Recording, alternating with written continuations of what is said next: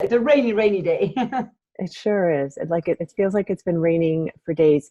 So before I go ahead and introduce you, I want to go ahead and just give a quick digital marketing tip for this week. So this week, oh my gosh, like tomorrow's November 1st already.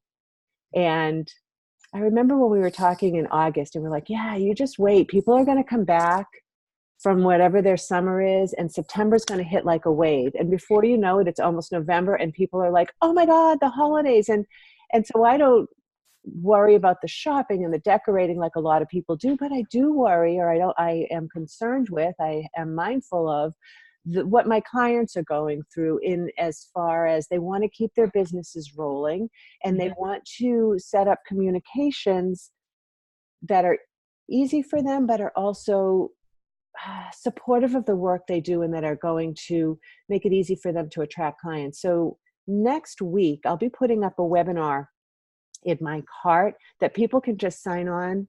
I guess it's really a tutorial, and you do it on your time, right? You can just download it and have the information. There's a workbook with it. There's a planning calendar template in there, and that's going to go live in my cart in the middle of next week. But I wanted to give a sneak peek of one of the slides because I think that as people are thinking about holiday, they'll be able to kind of at least have in mind a timeline of where they're going to go. So I'm going to shrink us here. And are you seeing something now, Dolores, that says time promotion? Yeah, time-based, yeah. All right, so this is just kind of, if you've got something going out, if you're doing a sale, or you're offering a 2-for-1 or something that's time-based, I want you to work backwards from that. And so often you'll find that people will have a 3-part series of emails that will get the word out before the actual holiday or event. And so there's an announcement email, then there's a reminder, and then there's the last chance reminder. And the thing to think about is your customers are so busy, right? And they're getting things thrown at them at the speed of light. So you need to kind of keep giving them those chances to take advantage of the offer. So it helps also to create kind of a sense of urgency. Now, some people don't always have the time for the 3-email plan because for whatever reason, but really don't worry about it. Just make sure that you're able to at least send 1 email, put it on social media, and then at least do some kind of reminder. So this is one of the slides in the tutorial that I'll be offering next week. And I was putting the touches on this last night, and I'm really excited about all of the content that's going to be in here. So keep on my accounts for that. And now here's what I really like to do. I would really just like to talk to people all day long. I want to introduce Dolores. I cancel this. So Dolores Hirschmann is the Chief Clarity Officer for Masters in Clarity. Do I say that right, Dolores? Masters in Clarity? Yep. She's an internationally recognized strategist, coach, speaker. Masters in Clarity is a coaching practice that helps clients clarify their idea worth sharing and implements, implementing business growth systems. So as a speaker coach, Dolores leverages the TED speaking platform to turn successful professionals into thought leaders in their field. We're going to be talking about the IDEA method, a framework for clarity in business growth. And just before we get started, I'll let you guys know, as I do, I asked Dolores what her superpower is. And Dolores' superpower is making sense of chaos. And that, I know she's helped me with stuff, but this is what she wrote. It can be shoes, thoughts, ideas, emotions, puzzle pieces, kids screaming, recipes, and more. You are like a freaking superhero. I'm so glad you're here. I always say your mess is my party. And it's true. It's just, Masters in Clarity was born, and this is probably true for many people, in that I struggled for maybe 2 or 3 years feeling like I had all this work stuck in my chest, but I had no clarity on what was my thing, what was the thing that made me special and unique. And anybody listening is probably feeling the same way or has felt the same way. And the truth is that thing that is special about you is probably something that is so obvious, so under your nose, you can't see it. And yes, making sense of chaos has always been my thing. So it was funny because I was suffering of confusion, and my superpower is clarity. Yeah. I mean, it drove me nuts. And so, you talked about the idea method, and, Susan, you are in the clarity circles. What we do, and the way that I look at Masters in Clarity and the work that we do is I look to understand where people get stuck, and then I create what we call frameworks of clarity. Kind of think about it as roadmaps or GPSs, for getting people out of confusion and into action. Because nothing makes you feel more productive than taking an action. And it's not about the perfect action, it's about action. Oh my gosh. And the and adding these actions together will reveal your path. But because we don't know what's after that action, we sometimes hesitate to take it. One of the analogies I use a lot is that most of us have or still do drive at night. We drive cars.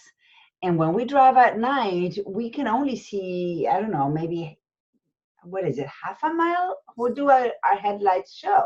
Right? We're driving at night in a dark street. All we see is what is right in front of us because of the car headlights. But we still drive at 60 miles per hour. We're on the highway. And the truth is that we trust that there's a road, and the trust that the road is not ending, and we keep going. And every single mile is revealed as we move forward, at a very fast speed. The same is true in our business, but this feeling of darkness kind of overwhelms us, and we can't even accept the little light that we have. And therefore we don't drive, we stay put. How does that resonate? I love that analogy so much. Yes. Yeah, and tell me about your experience with clarity circles. I want to introduce the idea method, and you were you were introduced to this methodology a few months ago. What was your reaction when you first, were introduced to this methodology, and what did it do for you? So very interesting. As always, I want to cancel this here. As always, it seems to me that life as an entrepreneur, or any projects that we take on, or this, right? So in the Write Your Talk program that I'm doing with you, I was like, yes, I've got this. I can't wait to do this. And I was feeling really great. And then I dived in. I'm like, oh, this is a lot of work. And then it sucked a little bit of my energy. But as I took your roadmap, right, as the headlights were showing me what's ahead, I would do something and I'm like, oh, you're right. Yeah, I really need to change up this a little bit and get a little clarity on what I thought I was really clear on. And then I felt really great about it. And then the next part, so there was definitely that entrepreneur stuff. I'm amazing, I suck. I'm amazing, I suck. But as I'm getting to almost finish this talk, and I'm looking forward to practicing it and putting the tweaks to it next week with a group, because hive mind is like magic. I'm really looking forward to all of it. So your roadmap and your clear directions, and maybe you'll share your illustration that is your core, really does help. And so the idea of having a roadmap in anything we do, right, makes a big difference. You know me, I'm a process person. Yes, and I think this is true, and you just said that it was true for you, and it's definitely true for me, is that when we get into programs or start working with a group of people, the truth is the tendency is just, let's listen, let's absorb a lot of information. and we delay the doing, Mm. the taking action, the implementation. And my experience, and I don't know if that's been your experience, Susan, is that I don't have any questions. Like everything looks really clear, and oh my God, this is the best thing since sliced bread, until I try to do it for my company. And when I try to do it, even if it's just one question or one exercise, I'm like, this is so hard.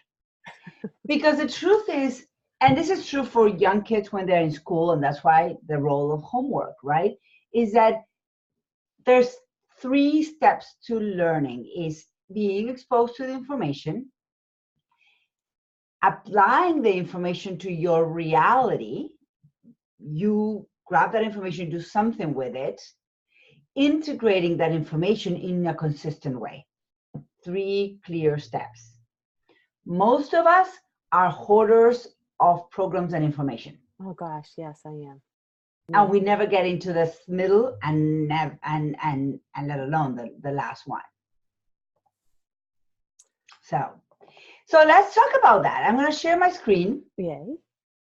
And I'll share with you what I do. Dolores, I'm so happy to see that I'm not the only one with 35,000 tabs. Oh God. Always. My husband hates it. Mine does too. I'm trying to move. Hold on. Let me just move the box of our faces. Can you see the screen? I see the screen only. Yes. Perfect. Okay. So I believe that when I have clarity, I can take action. That's at the core of what I believe, and that belief is what drives Masters in Clarity, and what drives my team and I to consistently find where our clients are stuck and how can we create a framework around it.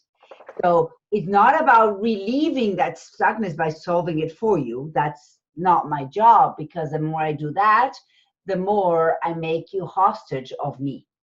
Not my intention. Gotcha. So my job is to make you a master in clarity. That's what we call the company Masters in Clarity, helping our clients master the clarity for their business and their messages. And so as I said, I struggled for years on what is my thing. And it was about 4 years ago, or 3.5 years ago, where I have 4 children. You can see the photo. Those are my babies. Beautiful. That's a couple of years old, the photo. But my babies are all taller than me now, and I've never considered myself short. But my husband lost his job. It's a complicated story, but lost his job. And I literally had 30 days to ramp up my business, which at the time was a secondary activity of mine, because I was in charge of the 4 children, schools and activities and and dinner and laundry. But I had 30 days to ramp up because I became suddenly the only income in our house. And yes, I cried. I woke up crying. I went to bed crying. I can't do it. This is not, there's no way I can do this. Full victim tantrum.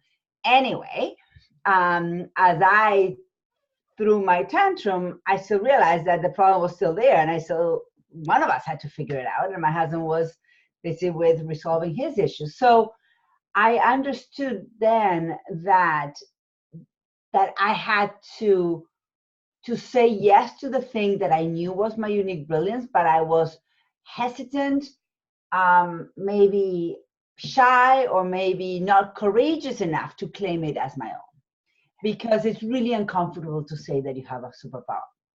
And the truth is, we all have one. And if you're listening to this, I give you permission to claim your superpower and shout it from the top of from rooftops. So when I had those 30 days to kind of, let's say, okay, how do I change my business model so I can grow faster? I started asking, what are the things that people want? What are the things that I would do for free all day long that I do really well? So there's 4: what people want, what I would do for free all day long, what I'm trained to do, and similar services people have already paid for. If the people want this, have they actually paid for it? Those 4 questions what people want, what they've paid for, what I would do for free all day long, and what I'm trained or experienced in solving, the answer to those 4 questions led me to say, I'm passionate about ideas. I volunteer for all these organizations and more, helping people clarify and communicate their ideas and build business models to support them. And so in that moment that I was pulling my teeth, I said, it's simple. I help people get their ideas out into the world and grow them. That's my thing. And what the next question was like, okay, great, that's what I do. How do I do that? And I do that by offering people clarity roadmaps. What you're seeing in the screen is the idea method. The idea method is really me sitting down and looking at all of the work that I had done for clients in the previous 3 years, and then looking back beyond, and when I was working full-time at Fidelity Investments, or when I started my clothing company, or when I started my language school, what were the skills that I used in each one of those experiences? Granted, I wasn't coaching like I'm doing now, but I was still using my skill set. How did I do that? And by looking at all of those projects or experiences that I felt that they were kind of feeling like spaghetti to the wall, that they're not connected in any way, I started realizing and revealing the common denominator skill set that I carried from the age of 22 when I had my first internship all the way to that moment. And what I understood is that my skill set and my superpower is the capacity to look at the situation and organize it in ways that we can actually resolve it. And so I said, okay, so how do I handle business confusion? And by looking at my business or someone else's business, I said, okay, what are the clarity must-haves, or what I call the clarity layers, that we can make some buckets and understand that it's like the children's book. If you give the mouse a cookie, if you give the mouse a cookie, he will ask for a glass of milk. If you give him a glass of milk, he'll ask for something. I realized that in business, when we're running a business, there are milestones of clarity that you must have, or you will be fumbling or throwing spaghetti to the wall. So there is no such thing as marketing if you're not clear on your core idea. There is no such thing as putting a product together if you don't know what is your superpower or how you deploy your superpower. And so in the idea method, what I've done is I kind of pulled together what I call the 9 layers of clarity. There's actually 5 color layers and 4 supporting layers. So what are these? The first one is idea. What is the idea behind your work? And not necessarily your vision of where you want to take your company or the $1 million you want to do, but it's like, what is the problem you solve? So we don't have time to go deep into this, but I'll just give you the exposure of each one of the layers. So in the idea, it's basically answering the question, how do you help them? And then how do you communicate that? So for me, is to create frameworks of clarity so that my clients can communicate and grow their business. Communicate their message and grow their business. Simple. It's actually, this is going to be kind of weird looking, but oops. Ooh, what did I do? I jumped all the way out. Hold on, let me go back. So to action, so that outcome. It's weird looking, but you get it. No, it looks fine. It looks good. So once we know what is the core idea behind our work, then we ask ourselves, how do we bring that idea to the market? That's going to reveal our secret sauce, our recipe, how we do it. So how do I help people grow their business? Through the idea method. That's what we call my proprietary system. Each one of us has one. You, Susan, I know your unique recipe is breaking down complex marketing strategies to the point that people say, oh, I can do this. Right. That's the unique way. So you are an expert in turning something that we feel overwhelming, complex, not for us, we'll never get it, into a simple action that if taken consistently, it will get you the result you want, which is be seen and grow your business. Exactly. So once you have your proprietary system, it's time to say, how do I want to make money with this proprietary system? And then we talk about business model. This is when we talk about, do I want to do a full-time job? So a full-time job is an entrepreneur in-house. A full-time job is you deciding that you have a skill set and you're going to work for just one client, your employer. It's like the ultimate one-on-one. Mm-hmm. But then beyond that, these are all different ways that I teach how to organize your proprietary system in different ways of offering into the market that will help you create different entry points so that people can afford working with you, but also will allow you to work with more people at a lower investment for them. Mm-hmm. Or if you choose to only work with very high pay, like high ticket products, then you probably just work one-on-one. And there's nothing wrong with either one. It's just decision of a strategy or a combination. Sure. So once we know that, if you give the mouse a cookie, it's time to say, okay, great. I know exactly how I want to market it. Let's finalize our products and packaging, right? And it's as simple as what McDonald's or any fast food restaurant did many, many years ago. 50 years ago, you would go to McDonald's and they say, do you want a burger? Yes. Do you want fries? Yes. Do you want a drink? Yes. And you would pay burger, drink, fries. Then they smartened up and said, well, if most people don't want a burger, also want a drink. So let's just bundle them. And maybe not everybody wants fries, but why don't we make it so that people start feeling, and they were educating us in the process, that if you are having a burger and a drink, you must have fries. Right. It's like almost like, you can't not have fries.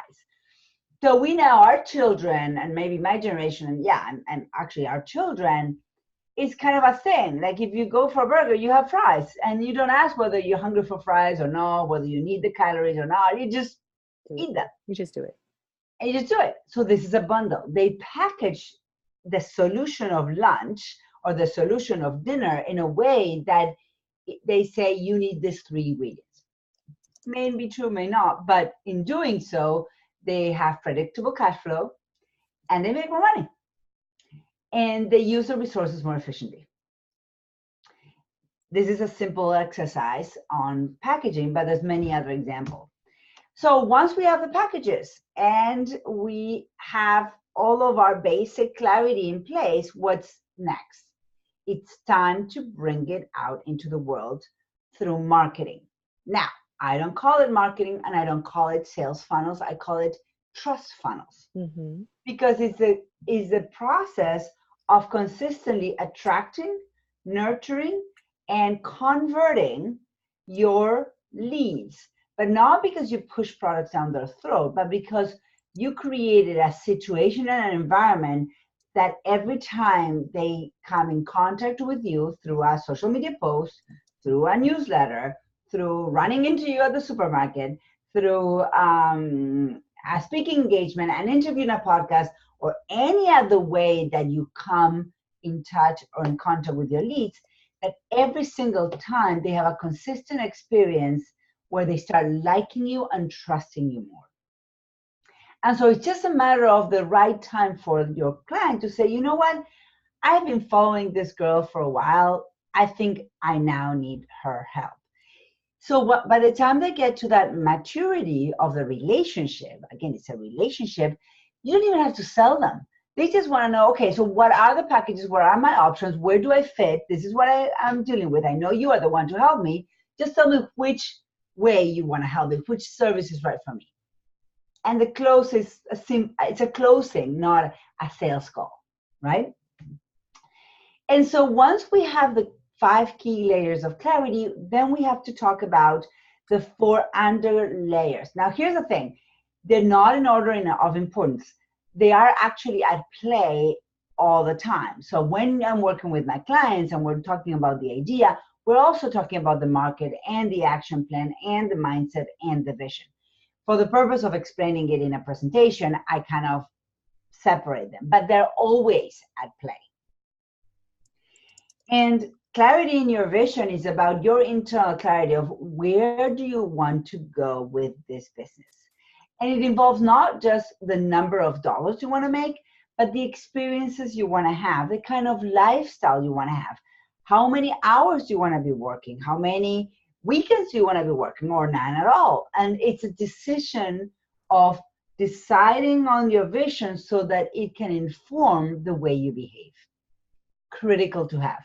Because if all you do is, I want more dollars, then you get to the point, and I've met a lot of people who are making $1 million and they were absolutely miserable. Why am I making so much money if I can't sleep? I'm always on a plane. I'm tired. My health is suffering. I have my phone I have 3 phones connected to my hip. This is horrible. So the vision is important.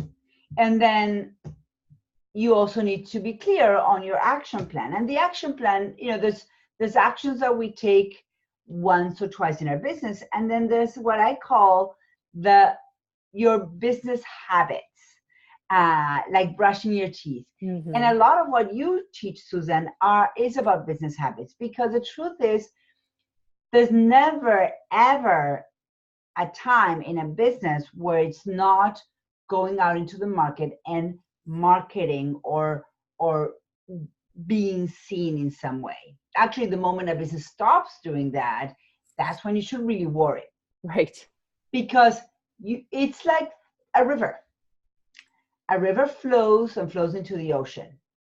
A business, you consistently need to be exposed to new people so that they will flow through your customer journey and into your programs. The moment you start bringing people into your river, is the moment that it will literally dry up. That makes all the sense. You will never be big enough to stop bringing leads, ever.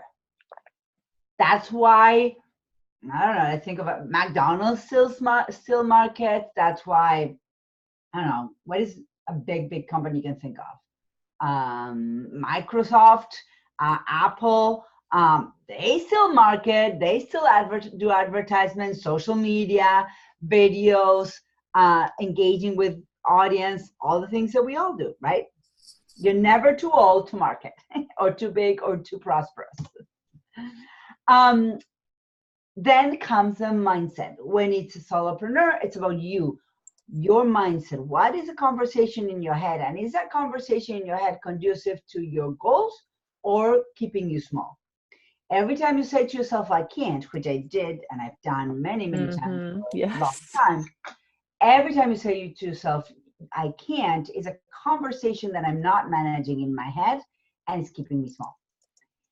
Now, that's usually when we are, as a solopreneur, we are the only people in our business. When we are running a company with multiple employees or contractors, then the mindset still is big at play, and it's usually referred to as culture. Is that what is a conversation in the organization? Are we a pointing finger kind of organization? Oh, I didn't finish the project because she didn't give me the thing I needed. Right? Every time we are not managing our personal responsibility, we are playing small. And it's important to be aware of that. And last, but by no means least, is who are your people? Your boat is shrinking. No, not shrinking, sinking. I don't know where that comes from. So the boat is sinking. There's all kinds of people in the boat. Who do you put in your lifeboat? You only have room for one kind of people. I put ideapreneurs on my boat. Yes. And ideapreneurs is what I call, that poem behind me is those that are willing and courageous enough to stand up for their ideas and go through the roller coaster of entrepreneurship in whatever way. It could be a nonprofit, it could be a movement, but they have said yes to their ideas, and they will act even if they're afraid, even if they feel small, even if they have self-doubt. So that's the idea method. It's so good. And I can see why. So first of all, everything all together, right? I can see why I'm attracted to it, because I am an ideapreneur, I would say. I could drown in my ideas. And which is why I was drawn to you, because I needed to put them into packages. I needed to organize everything, because I know I have real change to make. The people that I have in my boat are heart-centered entrepreneurs, right? It's energy healers, light workers, creatives, people who really lead with their heart. And so often they get frustrated because they want to be able to support their finances with the work they do, but they don't always have they're not always getting in front, right? Their river's not running through. They're not always attracting people through their programs. And I want to be able to help them get their good work, get their energy, get their love out into the world. And I knew I had that, but I didn't know how to put them to it. So what I've learned from you is the packages. It's speaking clearly with the big idea. It's so good. Exactly. The people in the circles that you've created. Sorry? And the support of people within the mastermind, with them in the Masters in Clarity circles. That's very helpful. I've met some really great, like you always want to be, you don't ever want to be the smartest one in the room. You want to look around and say, I want to be like her. Yes. And the truth, Susan, is that clarity requires a mirror. Meaning that when we are so close to our work, we need to bring it out into the world in a safe environment where you feel like they're not going to steal your idea or they're not going to shoot you down. Where you want to speak freely and say, this is all the stuff in my head. I don't know what it looks like. I don't know what I do with it, but can you just let me unpack it for a minute? And that's what happens in the groups, or when you work privately with me. You are literally you're given permission to just take it out of your head, put it in front of another human being. And whether it's me or one of the colleagues in the mastermind, they become a mirror. And by them holding your ideas, you can actually look at them like we look at ourselves in the mirror. I mean, we need a mirror to put our makeup on because we can't just do it like this. We are too close, literally. And so by putting it out there, you can actually look at your work and your brilliance and your whatever you're dealing with and say, now I get it. Yes, exactly right. Right. And in the smaller accountability groups that I've been running too, what I find is it's exactly what you've been saying, but it's also, so first of all, being able to be vulnerable to say, right, in our group yesterday, where some of us were talking about imposter syndrome. And so I look at people, I'm like, whoa, she's got her act together, man. And then this person comes and says, I feel like I'm an imposter. I don't know. I'm like, really? You too? So to be vulnerable like that, to show up for others, to be able to pose questions and get honest feedback, like, you know what, that's really not going to work for people. You might want to tweak that a little bit. Yeah, exactly. And imposter syndrome, self-doubt, feeling we're playing small, confusion. I feel like I'm throwing spaghetti to the wall. I'm a victim. We all feel that every day. Right. And it's just a matter of like pulling it together and just showing up, knowing that you've got your big idea, right? You're clear on your big idea. You're clear on what the changes that you're making in the world. And then from there, just coming out from a point of strength. And from a place of service. Of saying, I don't have all the answers, but I'm very clear how I serve. And when you go to that place, and this is what I believe, is that when the work becomes bigger than your own fears, you become unstoppable. Yeah. right? We got to get out of our own ways. Yeah. So good. So tell me, so I just popped in the discussion on Facebook, and I'll do it here on the chat. I don't think there's anyone here, so I won't do that. Tell us about, you have a special offer to your audience. You have a book that you're offering to people. Can you tell me about that? So Stand Out the TED Way, right? Is that what you're posting? Yes, Yeah. yes. So this is a book, and you can download it for free. You can also, I think, find it in Amazon, but it's a book where it explains the idea method in detail and how to apply it into your business. But it really is coming kind of merging, again, looking at my background, it's like, okay, well, somehow this all makes sense. And is that as a TEDx organizer, what I was looking for when I was curating and getting people on stages was what stands out about their idea. And those that were presenting their ideas in a clear way those were the ones that were getting selected for my stage. As a coach helping people get on those stages as well, I do that. I help them find that idea or communicate their idea in such a way that they stand out. So I've kind of borrowed those concepts that I work with speakers and put them into this book where we explain how it's imperative that you clarify your message and stand out, kind of the TED way, because we're following our process on that. But you stand out in the marketplace with a unique, cohesive, consistent voice. So good. So I've put the link in there. I'll put it on the blog and on the YouTube video. Is there anything else that you'd like to share with us this morning? This has been so good. It's going to take some time to digest a lot of this. I'm really glad that you offered it. I think it's important to understand that never underestimate the power of bringing your thoughts into paper or sharing them with a colleague or friend. And it's that the longer our thoughts stay in our head, the more they simmer into a soup of confusion.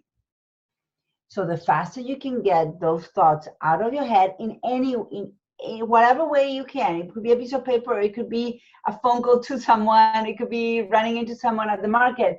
But the faster you get them out of your head, the more sense you're going to be able to make of them. And then start putting it into buckets so that you can think things through and then take action. The goal is always, what is the right action to take right now? Perfect. That's a perfect place to end. Thank you so much. I'm so glad that you took the time. I'm glad you got back from the doctor in time to talk with us today. You're very welcome. And I'm looking forward to our retreat next week. Yes, I'm so excited about that. I'm going to hang up now. Bye, Dolores.